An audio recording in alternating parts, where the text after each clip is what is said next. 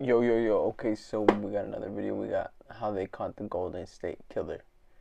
Just because we did the Zodiac Killer, so we're going to do this one. This video includes a discussion of serious crimes, which may be disturbing for some viewers, so I wanted to let you know that up front. But I think it's necessary to talk about these crimes in some detail for reasons that will become apparent.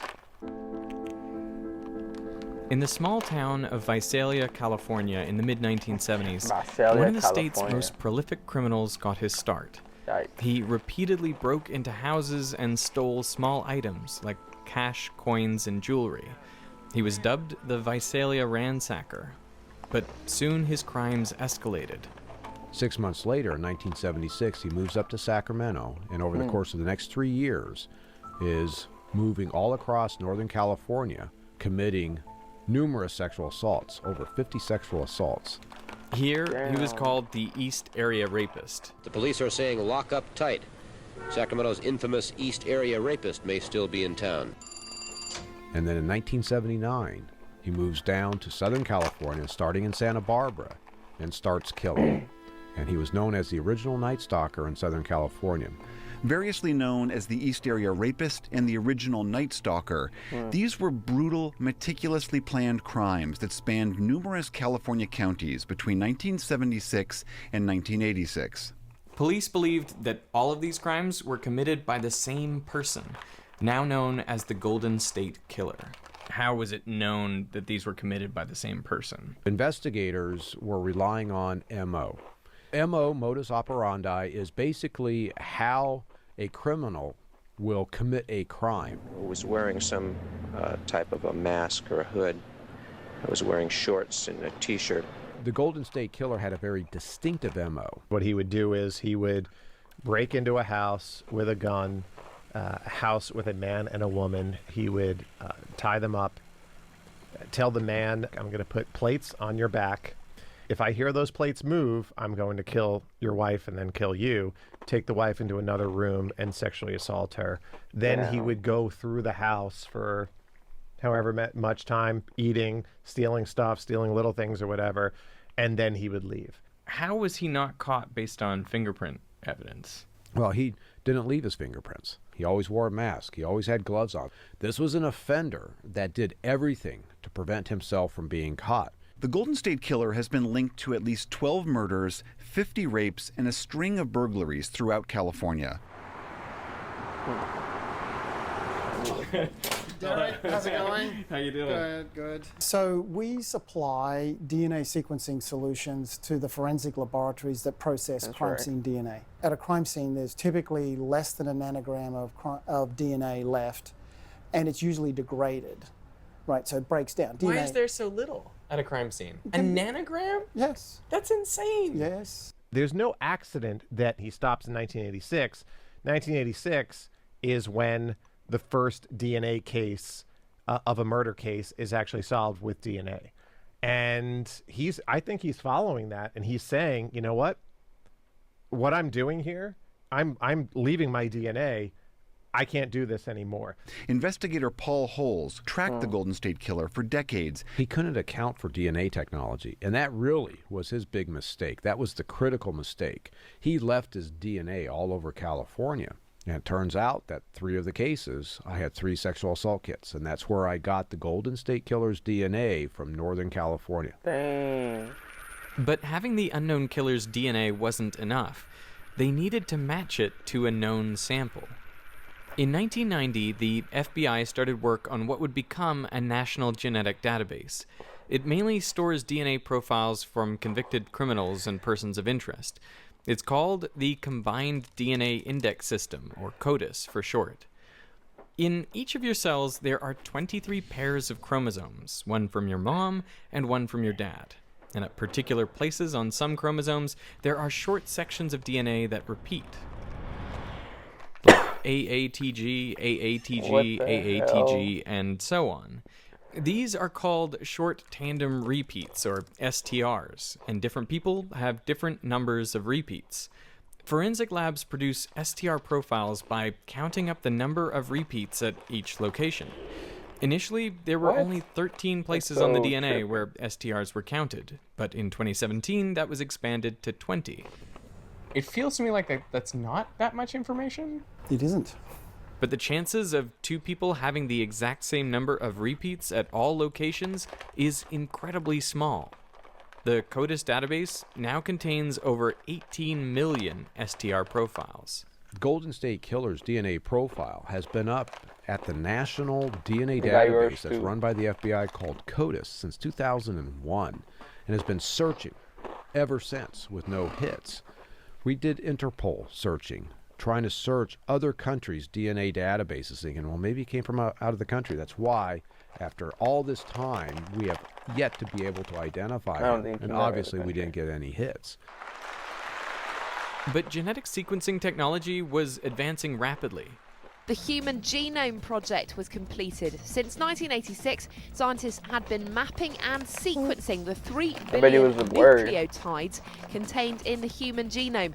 It's anticipated that Soon, private companies began offering genetic tests directly to Oh, he wasn't, consumers. though. And they provide far more genetic data than what's in the CODIS database. I traveled to Houston, Texas to visit Family Tree DNA headquarters. We'll go in the lab and we'll start talking about the life cycle of a sample. There you go. Thank you. These samples, what are they? So they're cheek cells. They just scrape the inside of their cheek, they put a cap on, and they send it back to us. It's like a robot ballet. Yes. So for DNA extraction, we need to remove all of the protections that are on the DNA and just separate it by itself so we can do testing on that. Instead of looking at 20 places on your DNA, these tests examine 700 to 800,000. The Family Finder test is based on what's called a microarray. And this is what a microarray looks like. Each one of those boxes is an individual. We can fit 24 individuals on here. And within that box is about 710,000 positions of your DNA that we're measuring. We're getting data for. 710,000. Yes, and they're called Whoa. SNPs. So hang on, that's like 710,000 individual bases, like ATGC. Yes, For each person, Whoa. you can measure 24 on that single chip. correct. The human genome consists of 3 billion bases. All people share about 99.9% the exact same DNA, which means, on average, only about 3 million bases differ from person to person. These individual letter changes are known as single nucleotide polymorphisms, or SNPs. So on there, are Snip. there a whole bunch of like little pieces of DNA then? Yes, so what we have is a short piece of DNA that is specific to one SNP. So it's one position in the genome where we know there can be a difference. Okay. Is there any example of a simple SNP that, confers some sort of... Actually, blue eyes is a single base change. Really? Yeah. So everyone with blue eyes has this Is a one letter change. You can see now it's starting to scan the first box. The results of your 710,000 SNPs can tell you about your geographic ancestry or possible medical conditions, but they can also quantify how related you are to someone else. The genetics of having a kid are a bit like cutting 2 decks of cards together. The resulting deck will share about half its cards with each parent, and there will be long sequences of cards which match identically sequences in each parent. Now, if this deck has a kid, well then its offspring will share only about a quarter of its cards with each grandparent, and the sections of identical cards will be shorter. And this is how it works with DNA. The more closely you're related to someone, the more DNA you share, and the longer the blocks of identical DNA are. But to compare the DNA of 2 people, you don't need to read every letter. The SNPs are sprinkled throughout the DNA roughly every 2,000 bases. So if you find long sections where the SNPs match up, you can bet that the DNA in between is identical too. And by comparing hundreds of thousands of SNPs sprinkled throughout the DNA, you can see where these identical blocks start and stop, and so how much total DNA is shared. Everywhere that is highlighted in blue is where I share DNA. With your father? With my father, which is exactly what you expect, because I should share DNA with him everywhere because he gave me 50% of my DNA. So this is a second to third cousin. I have no idea who this person is. And you can see here, we are definitely not as closely related as me and my dad, because where the blue is, those are the only regions of the chromosome where we share DNA. We all know that these genetic tests can help identify our relatives. But the question is, can you do the same thing with law enforcement databases? Can you identify family members using the CODIS database? You can, and it's only limited to really first order and second order relatives. That means if I'm looking for the Golden State Killer, I'm looking for either his father, his brother, or his son. We did that over and over and over again with no hits. Why is it so limited? Because you've only got 23 loci. If you want to do proper kinship analysis, you need to have more points assessed on that genome to see how related you really are. We know the answer is behind a locked door, and the answer is behind the locked door of 23andMe and Ancestry.com. We know that they have millions of profiles. Somebody related to him, a second cousin, I would guess, would be in there. Sure. And that was very hard to deal with, you know, that the answer is there behind this locked door. Law enforcement is not allowed to search the databases of 23andMe and Ancestry.com, but luckily for investigators, there was another way. An independent website called GEDmatch had been set up to allow people to connect with relatives. You can upload the raw data from any of the big genetic testing companies and search for matches. So when we initially search the GEDmatch database, our best hits come back at third cousins, which means they shared, our top hit, I think, shared about 1% of the DNA. It's very little DNA that's shared. But that's a starting data point. And theoretically, by taking multiple of these individuals that share DNA and building their family trees using traditional genealogy and public source documents like census records and obituaries and newspaper articles and findagrave.com, you build this family tree back until you get two of these relatives of the Golden State Killer. You get them to intersect. Now you see, they share great-great-grandparents together. Theoretically, Golden State Killer is a descendant from those same great-great-grandparents. So once I identified that common ancestor, it's now identifying every single descendant from those great-great-grandparents. And this becomes a huge process. People in the 1840s would typically have 15 kids. You have to identify each of those kids, and then all of their children, and then all of their children. So now we have this exponentially growing family tree. Holy mother. How wide did that tree get? I think we had over 1,000 individuals in that family tree, but we knew a lot about our offender. We were confident he was born between 1940 and 1960. We knew he was a white male. We knew he was 5'8" to 5'10". He's in California. He's up in Sacramento in 1976. He's in Southern California in the 80s. And we basically narrowed it down to about 5 males, and then it's just investigations. With a suspect at their fingertips, this spring they followed him to a Sacramento area Hobby Lobby store and took a DNA sample from his car door handle. Days later, investigators recovered another DNA sample from one discarded tissue, which registered a match to DNA evidence left at one of the crime scenes. Investigators in California say DNA evidence led them to one of the country's most notorious serial killers. Former police officer Joseph James D'Angelo was arrested yesterday, and he is believed to be the so-called Golden State Killer. For 44 years, countless investigators have worked it and have failed to solve it.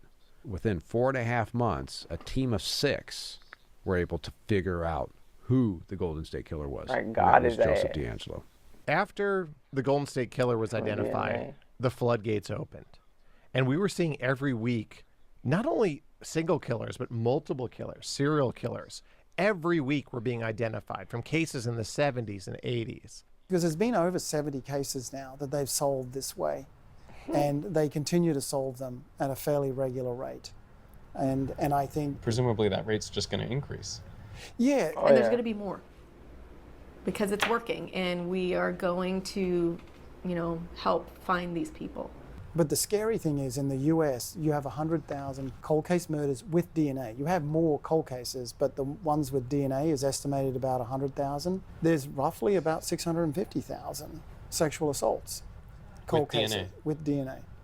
This seems like a real paradigm shift. It is. Dang. Multiple law enforcement agencies have said that this is the most revolutionary tool they've had since the adoption of the fingerprint. Y'all gonna get caught. With traditional DNA, it required DNA's crazy. getting a sample from the actual individual. It's a one-to-one type of process. Everything. And so these offenders who, let's say they have committed crimes and haven't been caught, and they're just living their life, and they're thinking, well, my DNA has never been taken from me. So I may have left DNA in the case that I committed back in 1975, but they've never gotten my DNA. They won't find me. But now, well, we don't have to rely upon that. Somebody distantly related to that offender has put their DNA into a database, and they have to start getting nervous because that's outside of their control. They can't account for a third cousin, what that third cousin is doing. And so they start getting nervous. And I've kind of wondered how many of these individuals recognize that law enforcement is eventually going to be knocking on their door as a result of a third cousin putting their DNA in the database. Each person who uploads their information to a database illuminates the identities of hundreds of other people around them. Parents, siblings, aunts and uncles, and cousins. A study by Ancestry DNA found the average person in the UK has 175 third cousins. And it doesn't stop there. The DNA in one person will be shared by hundreds of people yet to be born. Children, grandchildren, nieces and nephews, and cousins once or twice removed. Realistically, each person shares identifiable DNA with nearly 1,000 people, past and future. So it doesn't take many people uploading their data to reveal the identities of everyone living in a country. Back in 2018, a study found that using an existing database of just 1.3 million people, they could identify 60% of all Americans of European descent. And they estimated with a database containing just 2% of the population, you could find a third cousin or closer match in 99% of cases. DNA storage is one of the things that we have that is really unlike anything else. If you look inside, this is at minus 20 degrees Celsius. That keeps the DNA good for a long time? We have DNA samples in here that are probably about 15 years old. How many samples are stored in there? Wow. Just over 2 million. Whoa! Yeah. So the capacity is just over 2 million. 2 million people's DNA stored in this one small room. Correct. Wow. He's all happy. By 2021, over 30 million people worldwide have taken a direct-to-consumer genetic test, the majority of which are through Ancestry and 23andMe, which do not currently work with law enforcement. But Family Tree DNA does. If you ask Americans, should we have a national database where everyone's logged in it? As their DNA. Yeah, by their DNA and their name. Most Americans will be somewhat uncomfortable with that, or potentially very uncomfortable with that. But we're kind of sleepwalking into that scenario. There are some people who are concerned with privacy. If anyone chooses or decides that they do not want their results to be used for law enforcement matching, they can remove themselves from that. I do worry about genetic information being used to discriminate against someone. Come on. My biggest thing is health insurance. I worry about if you have somebody's DNA profile and some law is enacted, gets into the wrong hands, and they say that this person has a proclivity, they're headed towards Parkinson's, they're headed towards this, headed towards that, and then rates skyrocket. That's the biggest place that I see as a privacy concern. Once your genetic information's out there, it's out there. It's not like a credit card where you can get a new one. Yeah, you're giving away something that you don't know what it can do. Well, yeah, our information isn't ours in the first place. Like, our information is shared. Yes, with your relatives. Yes. And although you may be adverse to this sort of thing if they've already done it. If it, in a way, you're out there. In society today, you very clearly have two camps. There are those that are very comfortable having their genome available to be able to be searched for law enforcement purposes, and there are others that are not comfortable at all. And that's okay. The problem is, of course, those people who don't want theirs to be searchable could have their DNA uploaded inadvertently by their relatives. Do you know what I mean? So like if I don't want my DNA to be searchable by law enforcement, but my sister uploads hers, yes, it's almost as good as me doing it myself. Right now, Family Tree DNA's policy is we will only accept samples from law enforcement under certain circumstances. It has to be a sexual assault, identification of remains, DNA recovered from the scene of a homicide. And we also do child abductions. So if there's a child that's kidnapped and there's DNA evidence, we will process the DNA so they can try to find out who the abductor is. Those are the only cases that we will accept. Got it. Unfortunately, now GEDmatch has flipped off the switch. And GEDmatch has actually said that you're not allowed to have your information searched without opting in. Right. Was that decision by GEDmatch a direct result of this Golden State Killer case? No, it wasn't. No. You want to tell the story? You know, it had to do with a Utah case. Where an elderly woman was playing the organ in a church. And there was an individual who broke in and assaulted her. But it wasn't a sexual assault, but it's a serious crime. I believe tried to strangle her and left her for dead. I believe he thought that, she was obviously dead and left. The police, I believe, approached GEDmatch because that they were concerned that he was going to recommit other crimes. But GEDmatch's terms of service said they would only help law enforcement in cases of rape or homicide. Her problem was that she didn't die. Because if she died, then... If she died, it would have fit the conditions, and they would have uploaded the sample because it met the terms of service and everything. So what happened? They didn't take that case? They did. They subsequently caught the individual from that search that they performed on GEDmatch.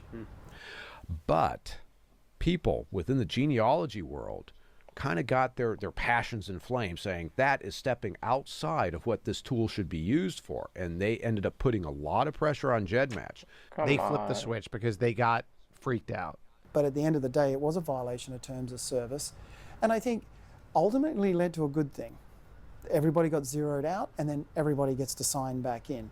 Subsequently, GEDmatch was sold to Verigen.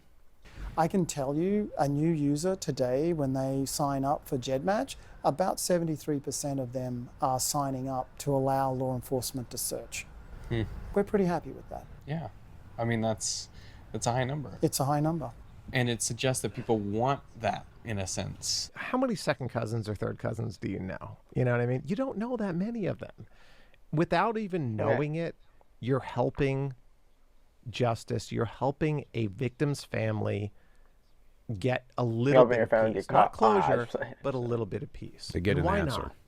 Partly, you could make an argument that if you want to be an activist helping catch criminals, one of the best things you can do is like encourage everyone you know to be tested and put in the database. Correct. And, there are millions of people who have tested at other companies that are not working with law enforcement. And if they want to help, all they have to do is download their raw data and they can upload it for free into our database. I absolutely believe in a person's right to privacy, but I also absolutely believe we have a right not to get murdered or sexually assaulted or be part, having violent crimes committed against us. There has to be an equal balance. That scale of my privacy has been taken because of a third cousin has been identified versus a mother who's talking about her daughter has been murdered, that scale is way the hell like this. We're at a point now where, in many ways, technology has kind of outstripped where the laws are. I truly believe that ultimately this tool and all the concerns with it will probably end up in front of the nation's Supreme Court, and there will be a decision.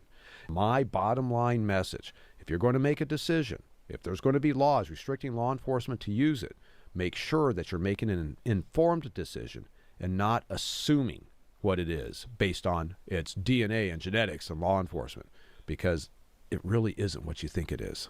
I got to keep a couple million people happy so that I have access to the identities, kind of, in a sense. In a sense, right? Of millions, hundreds of millions of people. Right. Right. And that's a pretty selective sample. These are people who are willing to give up their information to find their ancestors. Yeah. There may be many others who are militantly private, but they don't get a say in the decision of whether they're going to be searchable through. I mean, I don't mind, but I just feel like that's the choice you make. So that, to me, that's the choice you don't. I don't mind. It's a choice you don't make, but it's also cool. It's the choice we have to make as a society. Is what's that balance? There is always going to be winners and losers in my mind, right? And I don't want to use losers in the negative sense there, but in a decision, at the end of the day, you have to balance, in my mind, the public safety with the public privacy. And everything. Is DuckDuckGo, is that good? I use it. I'm a little paranoid. So it's supposed to not track you as much, I guess. But yeah.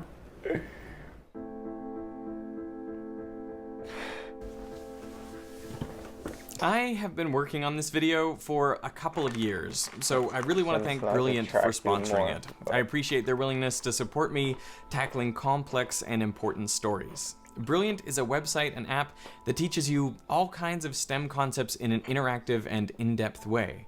If you want to learn more about DNA or solving mysteries with deductive reasoning, I would recommend their courses on computational biology and logic. Check out this interactive logic puzzle. You have to figure out if the light is on or off, knowing that some of the characters may be lying to you. And instead of just telling you the solution, Brilliant allows you to try different configurations and discover the answer for yourself. If you get stuck, there are helpful hints to guide you along the way. In this instance, the light is on. See if you can figure out why. Now, Brilliant is offering 20% off an annual subscription to the first 200 people to sign up. Just go to brilliant.org/Veritasium. I will put that link down in the description. So I want to thank Brilliant for supporting Veritasium, and I want to thank you for watching. It's perfect. I'll see you guys in the next. Go ahead and subscribe.